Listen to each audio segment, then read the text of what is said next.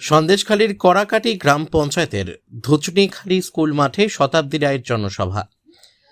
সন্দেশখালী 2 নম্বর ব্লকের পঞ্চায়েত স্কুল মাঠে তৃণমূল কংগ্রেসের পক্ষ থেকে জনসভায় সাংসদ শতাব্দী রায় অভিনেত্রী। সেদিনের এই সভা থেকে কেন্দ্রের বিজেপি সরকারকে আক্রমণ করেন তিনি বলেন, বাংলায় এসে ওরা বিভেদের রাজনীতি করছে, আমরা সেটা হতে দেব না।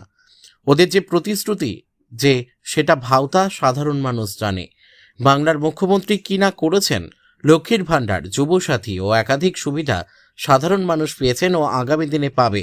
তিনি বলেন, ঝর্ণা সর্দার তিনি বলেন, আপনারা আমাকে, আপনাদের পাশে আমি সর্বদা সবসময় আছি, থাকব। বসিরহাট থেকে প্রদীপ সরকারের রিপোর্ট, বিগ নিউজ বাংলা।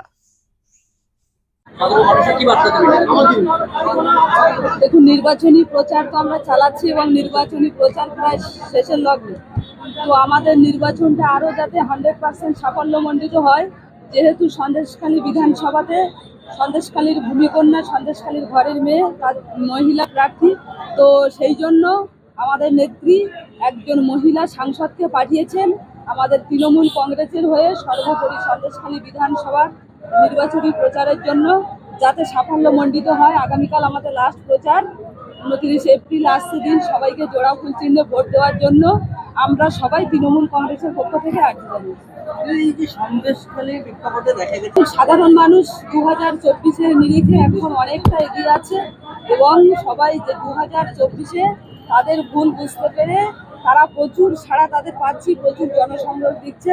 তো তাদের জনসংযোগই প্রমাণ করে যে আগামী দিন 4 মে সন্দেশখালী থেকে সবুজ আবির উঠছে এবং উঠবে। তৃণমূল কংগ্রেস বিশাল ব্যবধানে জিতবে, শুধু সময়ের অপেক্ষা।